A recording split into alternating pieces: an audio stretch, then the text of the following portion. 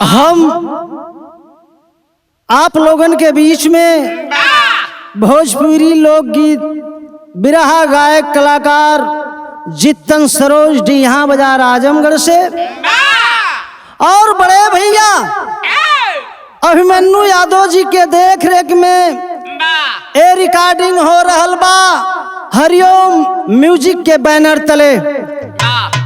और स्टूडियो में बैठे हुए हमारे महान कवि सम्मानित कवि आदरणीय परम पूजनीय मुसाफिर कवि जी और बगल में हमारे हृदय के मित्र जिगर के टुकड़ा नरेंद्र भाई और हमारे अजीज मित्र सेवक यादव जी विपिन शर्मा जी और पूरी पार्टी हमारे सौरभ बाबू जी के बाद और आप लोगों के बीच में एगो करुण रस के बिरहा कैसे लालवा।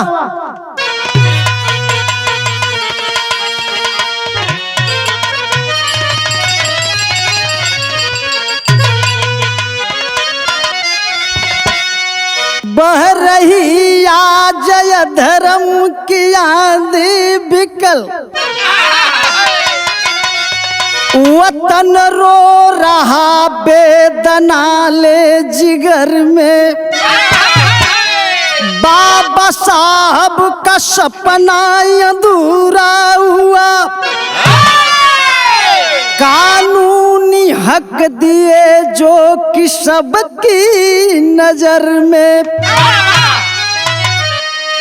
जाति मजहब का है जंग जारी अभी मनु की व्यवस्था मचलती पर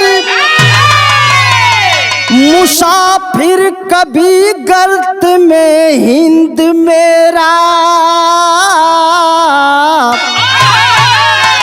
यह धराया जसोला गलती जहां पे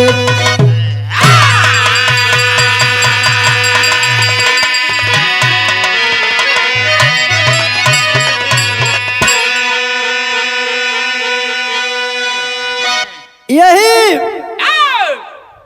अंबेडकर बुद्ध की धरती है, यही स्वामी विवेकानंद जी की धरती है। मानवता को तार कर दी। लोग बतावल हमनी के देहात में एगो कहावत हो, दुश्मनी हो दनेदार से नादान से दोस्ती ना हो। जो मर्द होता है जो बहादुर होता है बहन बेटियों की आबरू से खेला नहीं करता, चाहे वो किसी समुदाय जात का क्यों ना कोई हो। लेकिन बिरहा में कव्वाली का बोल बा कैसे सौरभ भैया तनी बजा के वा जो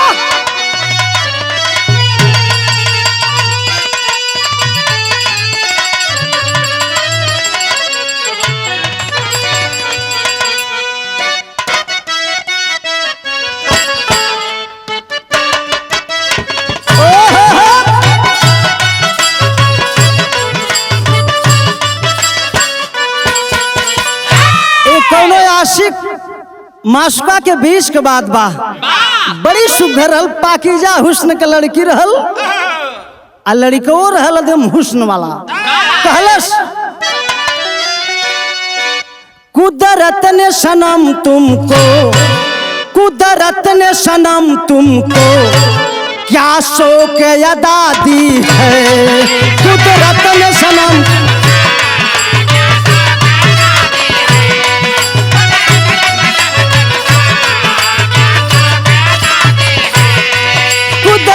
सनम तुमको क्या शौक अदा दी है।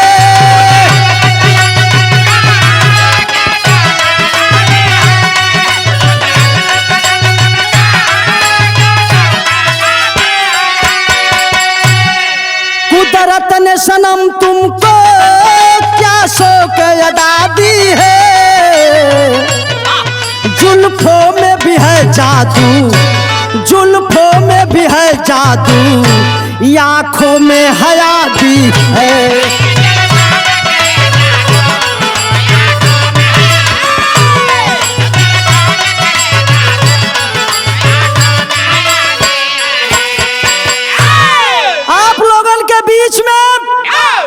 एगो गरीब के बेटी का कहानी प्रस्तुत करे जाती। हमके आशा ना बल्कि पूर्ण विश्वास है कि पसंद आई, लेकिन भाव लगल कैसे।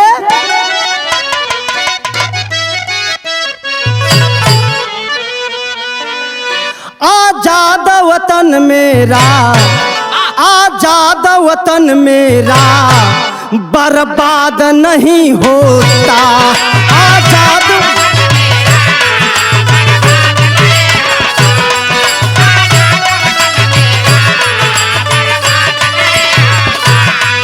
आजाद वतन मेरा बर्बाद नहीं होता।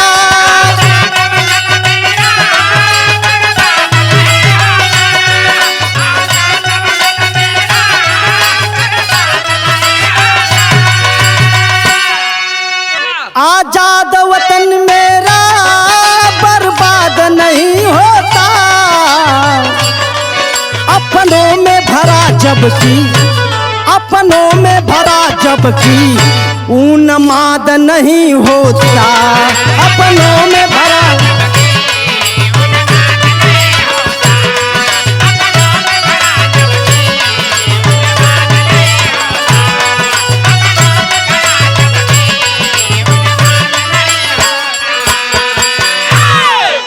यहीं से हमरे बिरहा का शुरुआत भइल।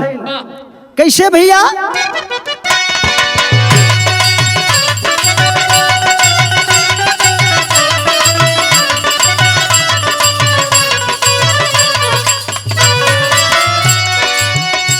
मनुवादी का डर वाले तो व्याधा बने हैं, दलितों के आरक्षण का वो बाधा बने हैं।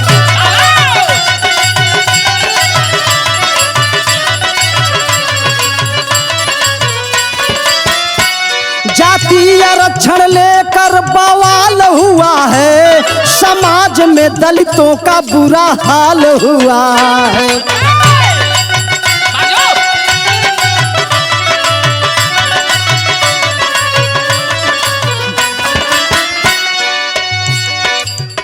बिफोनोम गांव मणिपुर में आता है, आरक्षण की आग में दलित जहां भुनाता है।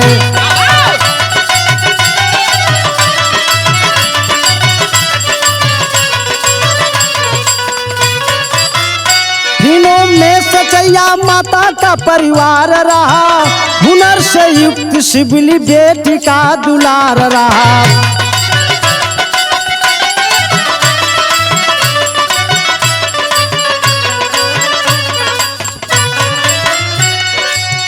सहेली शिवली का शैली रही जो बचपन से, सहेली शिवली का शैली रही जो बचपन से, उनर की गंध लिए वो भी महकी गुलशन से।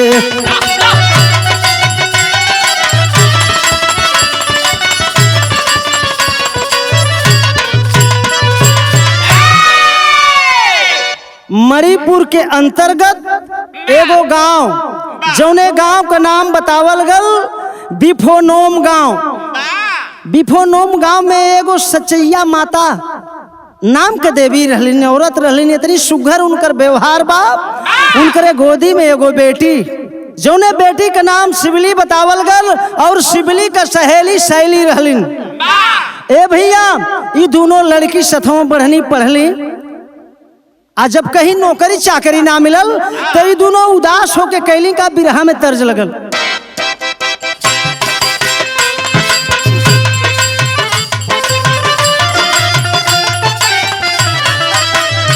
एक देहात का दुल्हन बाड़ी, अपने पति का याद अवत से सतावत है, तो कहली का कहली, बड़ी याद आवे पिया के प्यारी काई।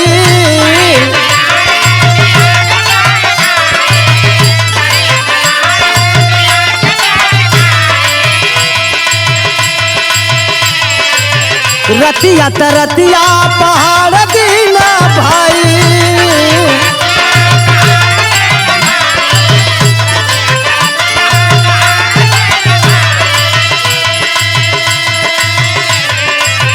का कर के तनी करे जदालदार के, का कर के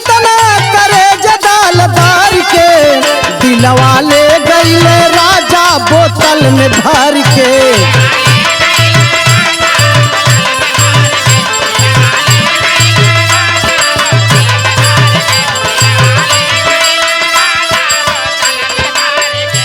लेकिन भाव के तनी सुघर कवि जी लिखलन है। वो दोनों बिटिया वो दोनों बहन आपस में बात कर ली कि हे बहनी हमन का पढ़ल लिखल जिंदगी बेकार हो जाए चाहते हो, काहे ना मन अपने जिंदगी के बारे में कुछ सोचल जाओ। जे अपने बारे में ना सोचल दूसरे के बारे में का सोची। वो दोनों लड़की कैली का रहली गरीबी पढ़ाई वो कैली।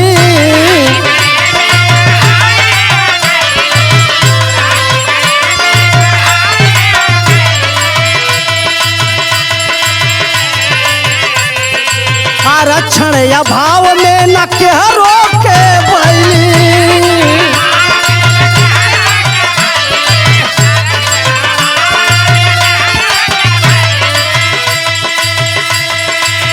थक गली दूनो हर ओर घुमर के। देखा समय के चक्कर। थक गली दूनो हर ओर घुमर के। एगो काम पर घुमौली नजर के।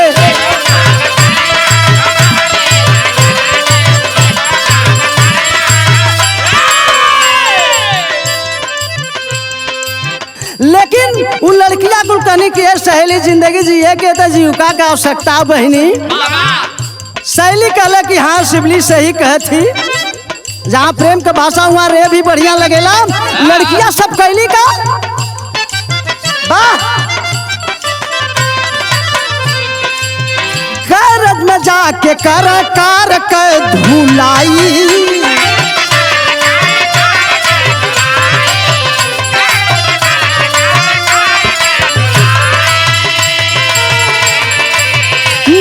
से करे हो भैया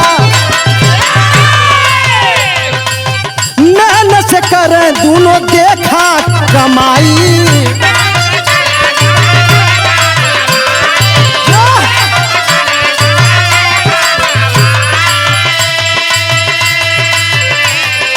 अच्छा दिन आवत रहल हर संवर के। बढ़िया दिन आवे लगल भैया।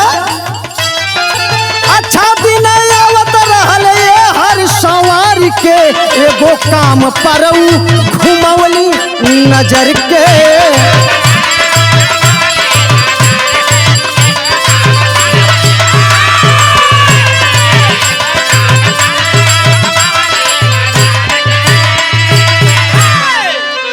ए भैया एगो बाजार में जाके दोनों शिवली और शैली कार का धुलाई करे लगली, जिंदगी जिए लगलिन।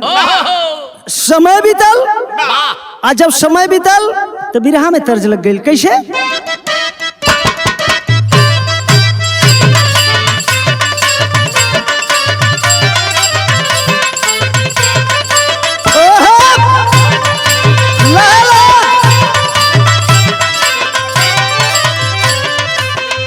कौनो भौजाई ननद एक उम्र का है।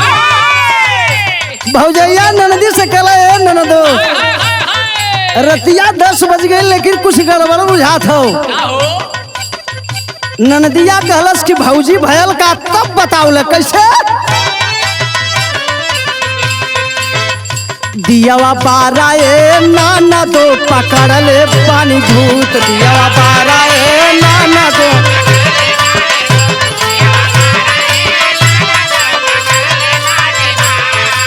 सैया के बेसवा में पजरा जला सूत। बतावत हो सैया जी के बेसवा में पजरा जला सूत। दियावा बारा ए नाना दो पकड़ ले पानी भूत। दियावा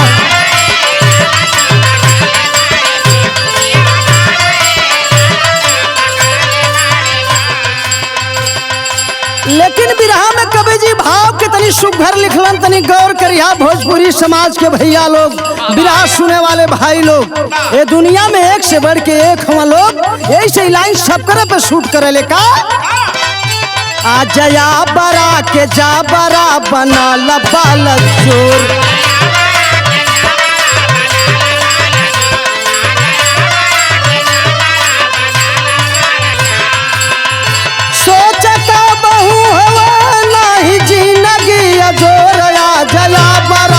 जाबरा बना ला बाल जोर।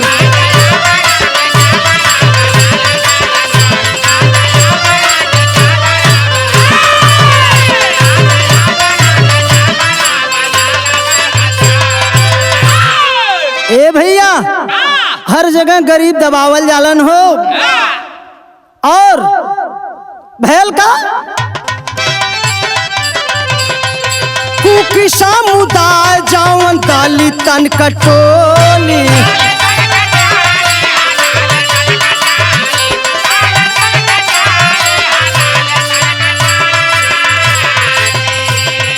जान जाता रक्षण चाही बोला एक बोली।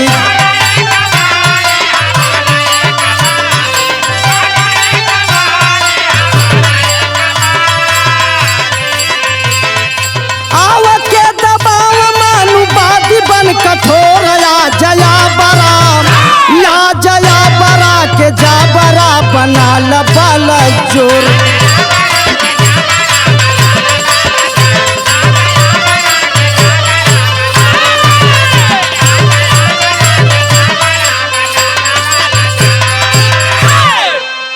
ए भैया कुकी समुदाय के लोग सरकार से मांग केलन हक लेने में क्या दिक्कत है। कुकी समुदाय के लोग संगठन बना के धरना पर बैठलन और यह नागवार किसको लगा? मैतई समाज के लोगों को, क्योंकि कुकी समाज के लोग दलित समाज से आते हैं और मैतई समाज के लोग ऊंचे कास्ट से आते हैं। यह चीज इन लोगों को नागवार लगने लगी और धरना पर बैठे हुए हमारे दलित भाइयों को भगाने का प्रयास करने लगे। दलित भाई कहे कि हक मांगने में हम अपनी जान दे देंगे लेकिन भागेंगे नहीं। इन समाज के जो अपने आप को बड़े कहते हैं उन्हें बड़े कहने में मुझे शर्म आ रही है। एक गरीब अपना हक मांग रहा है और आपको क्या एलर्जी है? बाबूजी करते हैं क्या? तेरी का भाव लगल।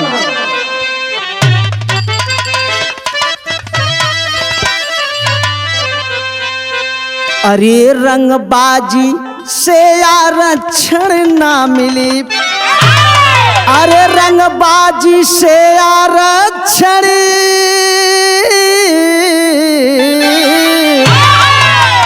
हो, रंगबाजी से आरक्षण ना मिली। धरना बंद करो घर वापस जाओ पाजी।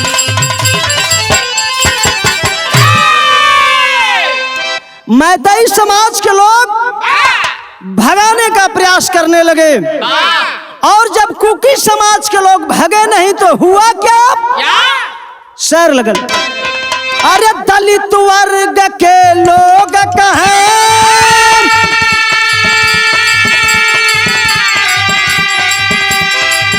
हम नहीं डरेंगे गोली से, अपना हक भी हम मांग रहे।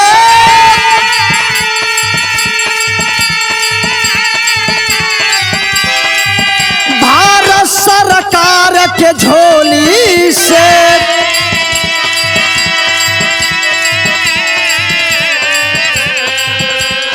बात बात में रार बढ़ गई।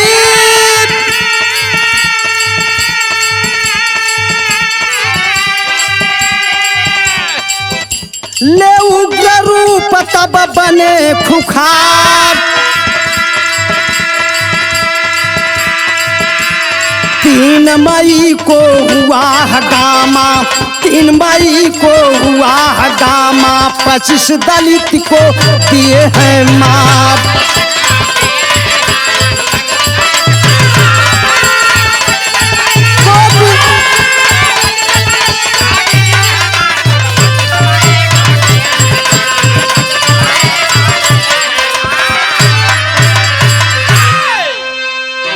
ए भैया पेपर पत्रिका टेलीविजन प्रसारण में सुनने के बाद यह बात पता चली कि यह घटना का जो शुरुआत हुआ 28 अप्रैल की यह घटना थी और उसे दबाए जाने का प्रयास किया जा रहा था। लेकिन इसी समाज में कुछ ईमानदार हैं तो कुछ गद्दार हैं, कुछ वफादार हैं। उस शख्स को तो मैं नहीं जानता, लेकिन प्रणाम करता हूं अपने गीत के माध्यम से जिन्होंने वीडियो बना करके वायरल कर दिया। जब इस घटना का संज्ञान लिया गया, यहाँ तक कि मैं किसी पार्टी लेवल से ताल्लुकात नहीं रखता, लेकिन सेवक बाबू सच्चाई कहने से कभी पीछे जीतन पासी नहीं हटता। हमारे देश के प्रिय प्रधानमंत्री नरेंद्र मोदी जी ने नारा दिया था, बेटी बचाओ बेटी पढ़ाओ। जिस घर का मालिक को पता नहीं कि उसके घर में क्या हो रहा, वो मालिक कैसा है? जितन पासी सवाल करता है बिरहा गायक। और मालिक है तो उसको पता क्यों नहीं है? और 77 दिन के बाद क्यों बोलने की कोशिश की जा रही थी? आया है जो चला जाएगा महोदय, वो चाहे जो भी हो। यहाँ किसी की बाप की बपौती नहीं, किसी की जागीर नहीं। अरे जो जब तक मिला है यूज करो आप, हम हैं कोई भी हो, लेकिन बड़े भाग्य से पद मिलता है।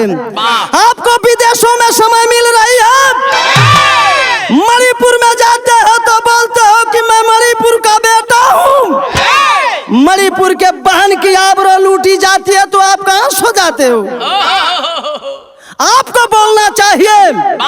और पेपर में हमने पढ़ा, हाई कोर्ट या सुप्रीम कोर्ट का आदेश हुआ, अगर सरकार एक्शन नहीं लेती है तो हाई कोर्ट या सुप्रीम कोर्ट इस मणिपुर की घटना पर एक्शन लेने का काम करेगी। जिस तन से पैदा हुए हो वो माँ भी एक दिन बेटी थी। कम से कम इतना सोचे होते आप लोग, जाकर के दुख बताते। एक लाइन तर्ज लगल कैसे?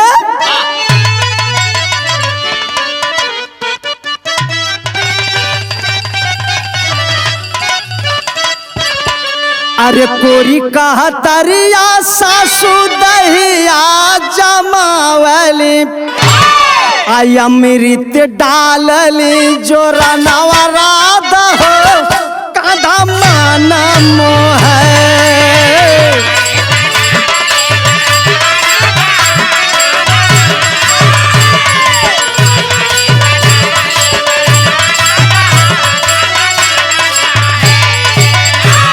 और 3 मई को 25 दलितों को मौत के घाट उतार दिया गया, यह जानकारी में है। लेकिन जब घटना दबाई जा रही थी तो एक क्या सच्चाई है कि मात्र 25 दलित मौत के घाट उतरे होंगे। कुछ लोगों का तो कहना है कि इससे बेसी हत्याएं हुई है, लेकिन भैल का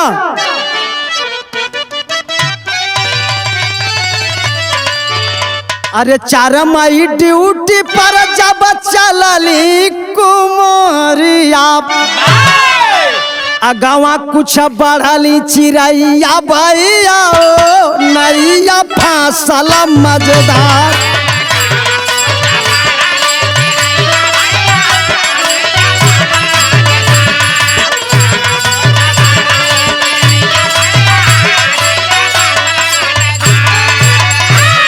शिवली और शैली 4 मई के जब रोड पर निकलनी है, कुछ दूरी पर बढ़ली है तो देखली का मैती समाज के लोग 100 की संख्या में रोड पर हैं। लड़कियों से आमना सामना हो जाता है साहब। मैती समाज के लोगों से जब आमना सामना हुआ तो हुआ क्या?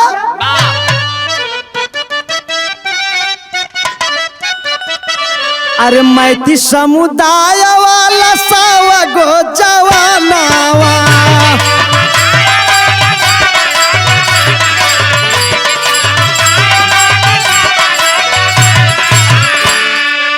शिवली शैली के जाप देखला समाना,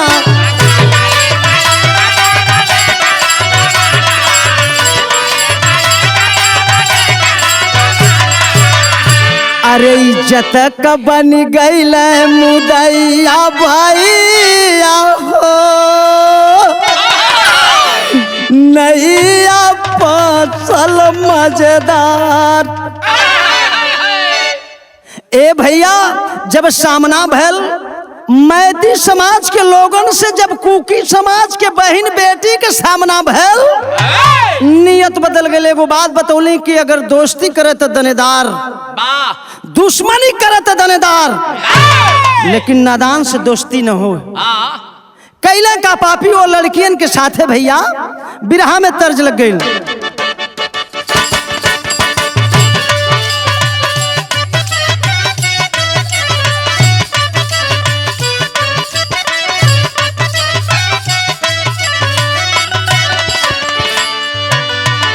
कुछ लड़की अपने दुल्हा के शौकीन होली।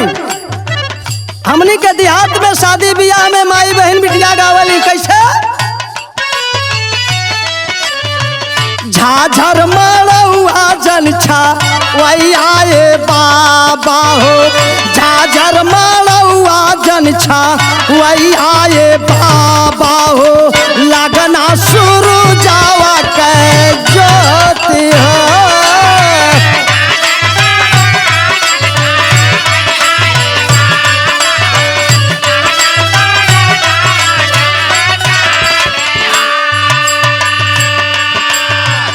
आधे में बैठे मोरे, आधे में बैठे मोरे नैहर कैलो गावा हो, आधे में सजाना हमारा हो।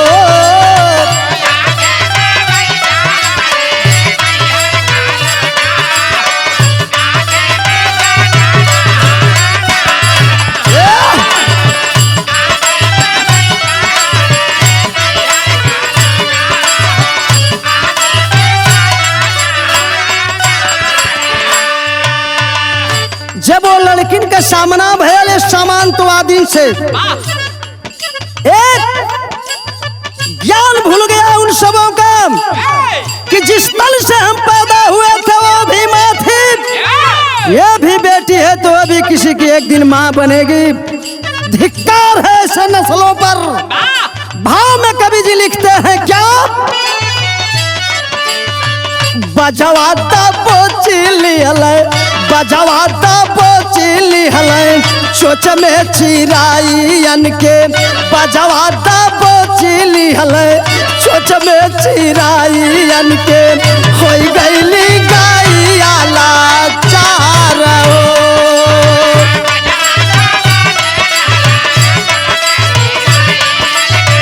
होई गईली गाइया लाचार।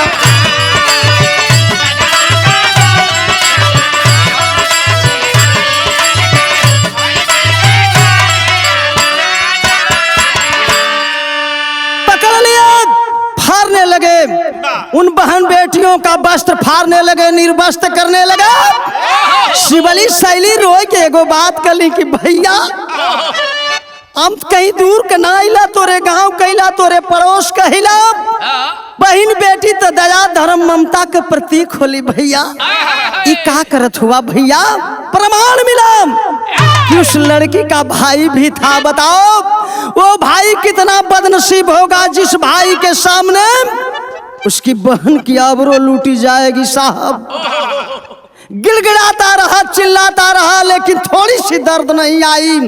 ऐसे लोग अपने को बड़े तबके का मानते हैं और कहते हैं ऐसी शान शौकत झूठी है, एक खोखा है तुम्हारा लिवाज।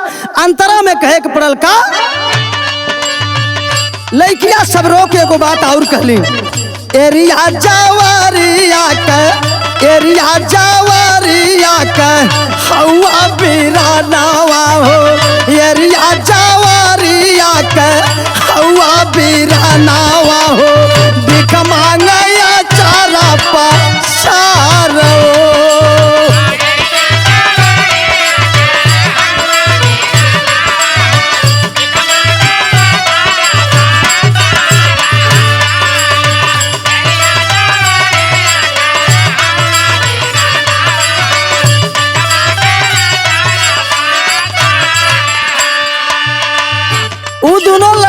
बतावत थी कि भैया एगो बहन एगो बेटी का थाती का होने जाने ला भैया। रोवत थी भैया लेकिन पापी सुने कहा।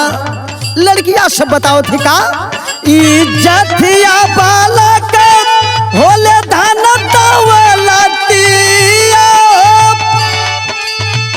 पिया के प्यार में का दे बसावा गतिया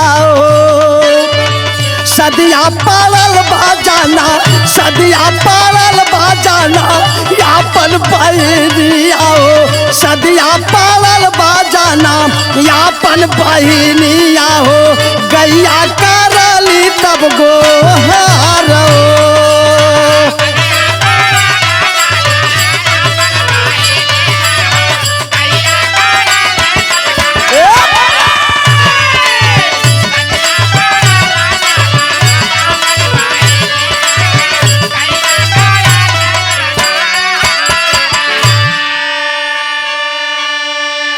वो दोनों बहन कहली कि भैया शादी हमन के पढ़ल हो ढेर दिन ना हो भैया।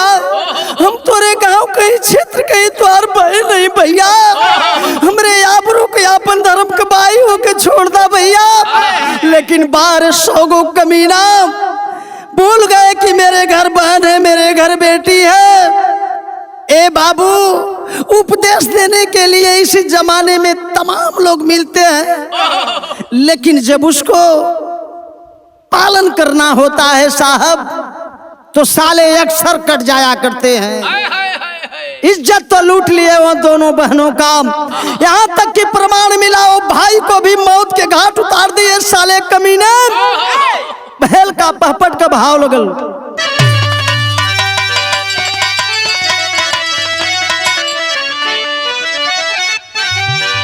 अरे मगर न माने अरे मगर न माने लुटिली हलाई जातिया बतिया बाउर बाप। अरे बेहोश हाल में तड़पे दोनों का छतिया बतिया बाउर बाप।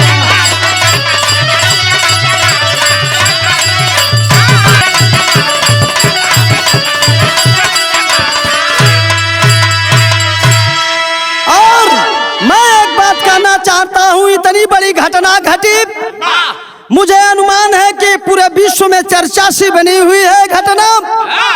आग में जल रहा है मणिपुर। वहां का मुख्यमंत्री चाहता शासन प्रशासन चाहता तो उसे रोक लिया गया होता। लेकिन सोचने की बात है उन दोनों लड़कियों को मार करके भाई को मार करके मौत के घाट उतार दिया।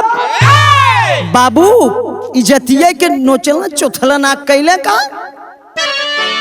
हवस के आगे बुझा के पापी तड़ा तड़ मार गोली हो पिज्जर छोड़ के उड़ली चिड़ई। अरे बंद हो गईली बोली हो। अरे पुलिस भी वक्त पर ना कैला मदतिया बतिया बाउर बाप। ये हर सरकार का देखा जहरीली नियतिया बतिया बाउर बाप। ए भैया मैं ये नहीं कहता कि बड़े तबके के लोग सबके सब गलत हैं लेकिन सवाल उठता है तो सच्चाई कहने से कभी पीछे नहीं हटना चाहिए। वो भी अपने को बड़े लोग समझ रहे थे लेकिन आल्हा का भाव लगल भैया कैसे तनी गौर करिया। जात पाती वाली बीज बोए मानू बदिया भैया।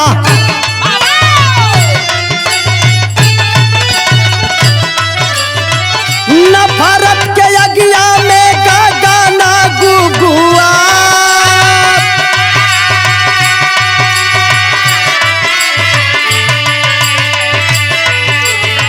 16 मई के देखा पगली मतरिया भैया।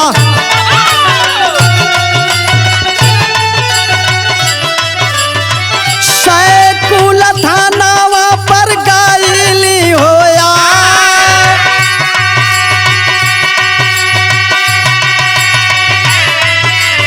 इतनी बड़ी घटना घटी प्रशासन भी सोया है कुंभकर्ण की नींद सोया है। कब जागोगे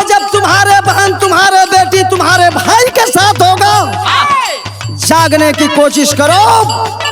मतारी छुप छुपा करके पहुंचल ही सैकुल थाना पर, जा करके एसओ साहब से अर्जी लगा दी, सरकार मेरी बेटी की आबरू लूट ली गई, इस बुढ़िया बेटी की इज्जत को नीलाम कर दिया गया, बुढ़ौती का सहारा था मेरा बेटा, उसको भी मौत के घाट उतार दिया गया। तमाम बात बताती है। होता क्या है, कहलस बुढ़िया माई का कहलस, कहली दरोगा जी से लिखिला रपटिया भैया,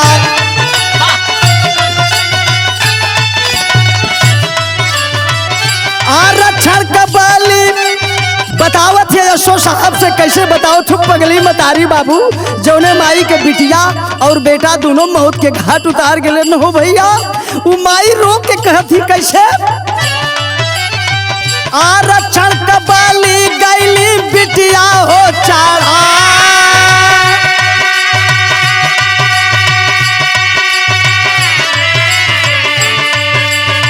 जीरो एफआईआर दर्जा, जीरो एफआईआर दर्जा पायल थानावा पर बाबू,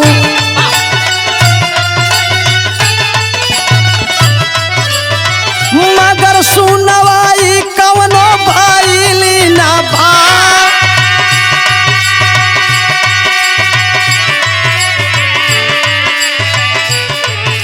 जाकर के थाने पर एफआईआर दर्ज कराती है, जीरो एफआईआर दर्ज होता है, लेकिन सुनवाई नहीं होती है। और उसी मणिपुर में हमारे देश के प्रिय प्रधान नरेंद्र मोदी जी की सरकार है, नरेंद्र मोदी जी का मुख्यमंत्री है। हिंदुस्तान की आवाम सवाल करती है कि क्यों नहीं सुनवाई हुई, इसका मतलब कहीं न कहीं प्रशासन सो रहा है, लुंज पुंज आपकी व्यवस्था है। ये आवाम का सवाल है, हुआ क्या, दोनों क्लास हो प्रशासन नहीं दिया भैया,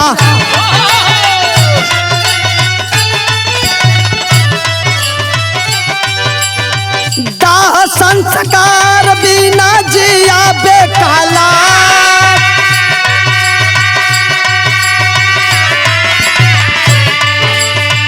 कातिल बलात्कारी होगी, इतना लोगों के नजर में आई।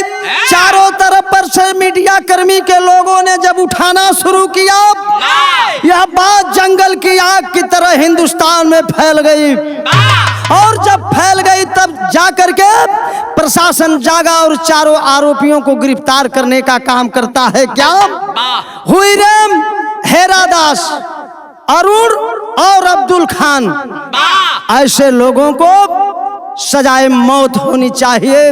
मैं एक कलाकार होने के नाते मांग कर रहा हूं, अगर ये साले 4 मरेंगे तो 4000 डरेंगे माँ बहन बेटियों के ऊपर हाथ डालने से। और बड़े तबके के लोगों कान खोल करके सुन लो, कई हजार बरस की ये पुरानी कहानी है। रावण ने मात्र सीता को उठा करके ले गया, नाश हो गया। दुर्योधन ने मात्र द्रौपदी का सिर खींचा था, संभल जाओ वरना वो दिन दूर नहीं। ये हिंदुस्तान है, यहाँ बदलता हुआ भी बदलता नजर आता है महोदय। आइए खड़ी में कहे के पड़ल कैसे,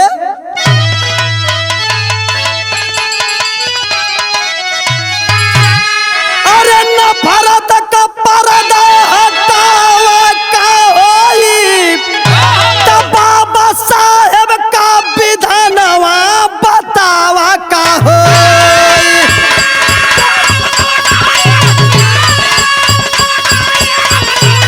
जियो जियो से जियो, कोई जवाब नहीं।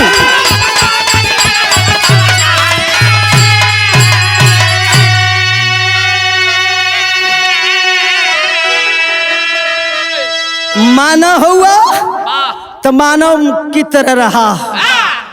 ये बुद्ध की धरती है, ये अंबेडकर साहब की धरती है, स्वामी विवेकानंद की धरती है, राम श्याम की धरती है, कृष्ण कन्हैया की धरती है। कभी तो कोई बढ़िया काम किया करो।